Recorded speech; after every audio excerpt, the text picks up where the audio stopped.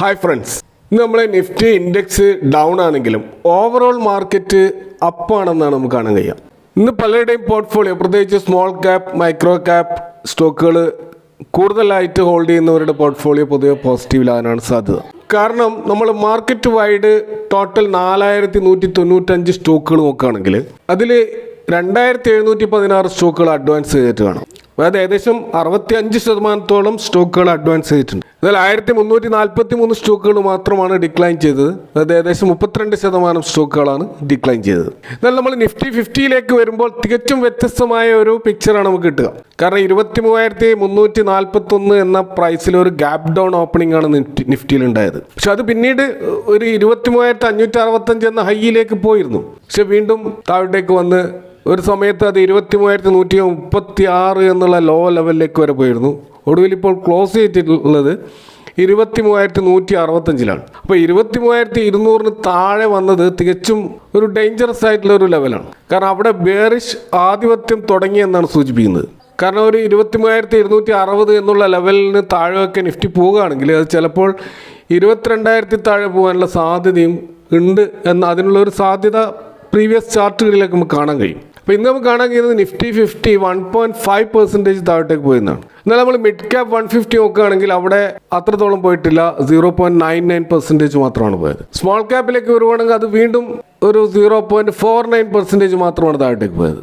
എന്നാൽ നമ്മൾ മൈക്രോ ക്യാപ്പിലേക്ക് വരികയാണെങ്കിൽ അവിടെ 0.77% അപ്പായതായിട്ട് കാണാം. അപ്പോൾ ഇതാണ് ഞാൻ നേരത്തെ സൂചിപ്പിച്ചത്. അതായത് മാർക്കറ്റ് ക്യാപ്പ് കുറയുന്ന സ്റ്റോക്കുകൾ വലിയ തോതിൽ താഴോട്ടേക്ക് പോകാതെ മാർക്കറ്റ് ക്യാപ്പ് കൂടുതലുള്ള ലാർജ് ക്യാപ്പ് നിഫ്റ്റി 50 സ്റ്റോക്കുകളാണ് ഇന്ന് കാര്യമായിട്ട് താഴോട്ടേക്ക് പോയത്.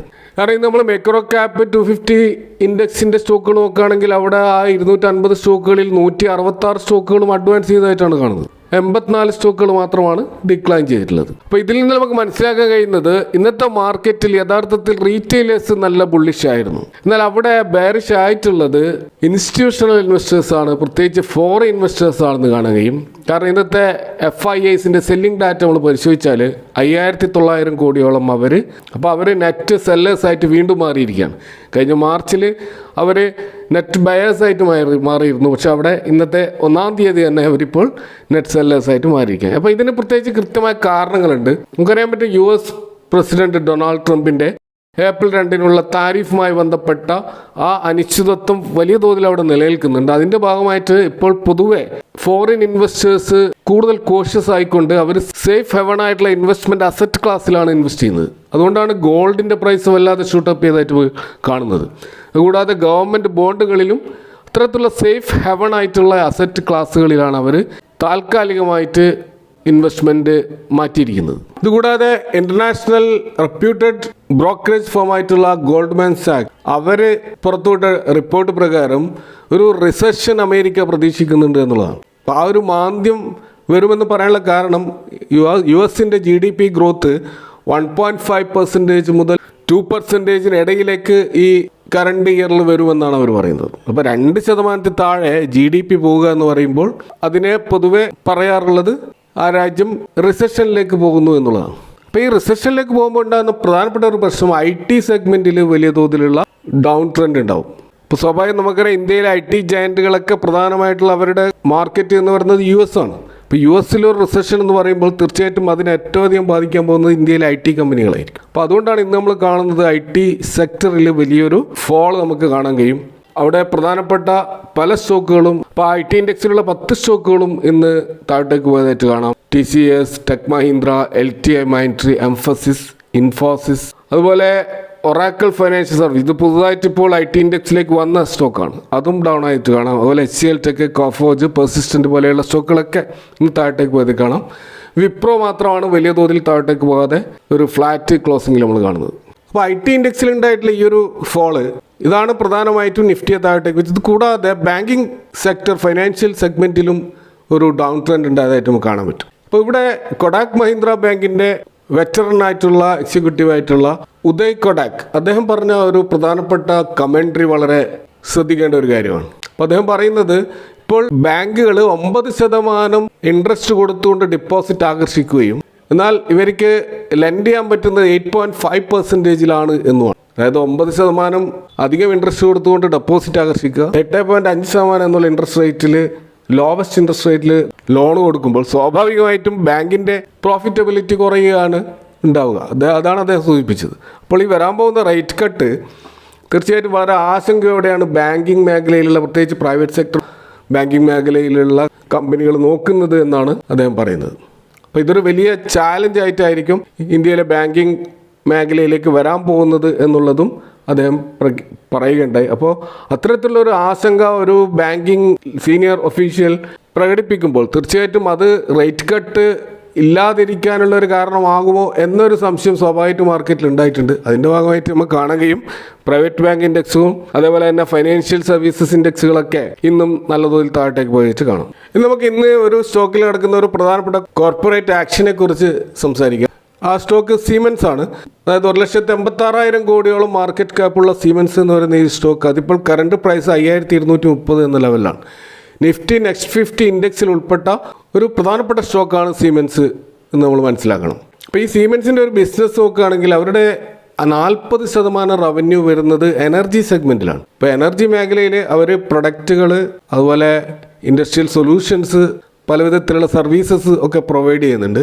പ്രത്യേകിച്ച് ഓയിൽ ആൻഡ് ഗ്യാസ് പ്രൊഡക്ഷൻ, അതുപോലെ പവർ ജനറേഷൻ, പവർ ട്രാൻസ്മിഷൻ മേഖലയിലൊക്കെയാണ് ഇവരുടെ സർവീസസ് വരുന്നത്. അപ്പോൾ അവിടെ അവർ പല കമ്പനികൾക്കും, ഇപ്പോൾ വേരിയസ് യൂട്ടിലിറ്റീസ് കമ്പനികൾ, അതുപോലെ ഇൻഡിപെൻഡൻറ്റ് പവർ പ്രൊഡ്യൂസേഴ്സിന്, അതുപോലെ engineering and procurement, construction, EPC കമ്പനികൾക്കും ഇത്തരത്തിലുള്ള സർവീസുകൾ അവർ പ്രൊവൈഡ് ചെയ്യുന്നുണ്ട്. അപ്പോൾ അതവരുടെ പല ബിസിനസ്സുകളിൽ ഒരു ബിസിനസ് മാത്രമാണ് ഈ എനർജി മേഖലയിലുള്ള അവരുടെ സർവീസസ്. അപ്പോൾ ആ ഒരു എനർജി മേഖലയിൽ നിന്ന് ഇവർക്ക് 40% ഇവർ മൊത്തത്തിലുള്ള ഇവർ റവന്യൂവിൽ കോൺട്രിബ്യൂട്ട് ചെയ്യുന്നത്.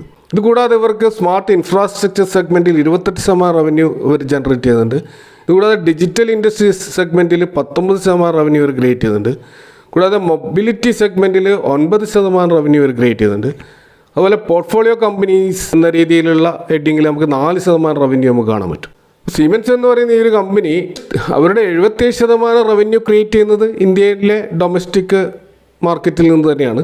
ബാക്കി വരുന്ന 32% ഇവർ ഔട്ട്സൈഡ് ഇന്ത്യ ബിസിനസ്സിൽ നിന്നും ക്രിയേറ്റ് ചെയ്യുന്നുണ്ട്. അപ്പോൾ സീമെൻസിൻ്റെ ഒരു പ്രത്യേകത, ഇവരുടെ പ്രൊമോട്ടേഴ്സ് എന്ന് പറയുന്നത് സീമെൻസ് AG എന്ന ഇൻ്റർനാഷണൽ മൾട്ടിനാഷണൽ കമ്പനിയാണ്. അവർക്ക് 75% സ്റ്റേക്ക് ഈ കമ്പനിയിലുണ്ട്. സീമെൻസ് AG എന്ന് പറയുന്ന ഈ ഒരു കമ്പനി അവർ ഇൻ്റലിജൻറ്റ് ഇൻഫ്രാസ്ട്രക്ചറും അതുപോലെ ഡീസെൻട്രലൈസ്ഡ് എനർജി സിസ്റ്റംസിലൊക്കെ പ്രവർത്തിക്കുന്ന, അതുപോലെ ഓട്ടോമേഷൻ, ഡിജിറ്റലൈസേഷൻ പോലെയുള്ള അത്യാധുനിക ടെക്നോളജികൾ മാനുഫാക്ചറിങ് ഇൻഡസ്ട്രീസിൽ അപ്ലൈ ചെയ്യുന്ന, അതുകൂടാതെ സ്മാർട്ട് മൊബിലിറ്റി സൊല്യൂഷൻസ്, ഇപ്പോൾ റെയിൽവേ മേഖലയിലും റോഡ് ട്രാൻസ്പോർട്ട് മേഖലയിലൊക്കെ പടർന്നു കിടക്കുന്ന വലിയൊരു ഇൻഫ്രാസ്ട്രക്ചർ കമ്പനിയാണ് സീമെൻസ്.